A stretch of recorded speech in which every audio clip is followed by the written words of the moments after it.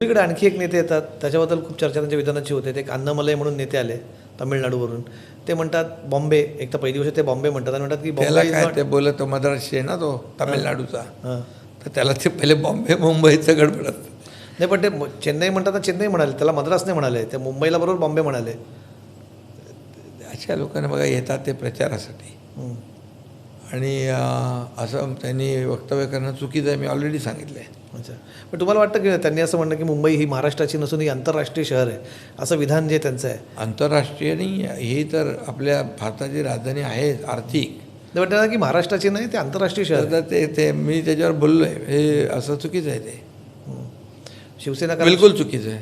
कारण शिवसेना हा मराठी माणसासाठी, मराठीच्या विषयासाठी मी त्याच्यावर मुंबई भाष्य कुठेतरी केलं आहे.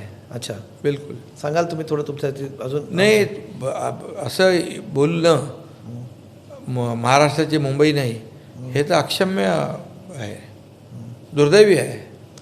आणि त्याला त्यांचे पक्षाचे वरिष्ठ मला वाटतं त्यांनी बोलले, पण त्याच्यावर काय भाष्यही केलेलं आहे.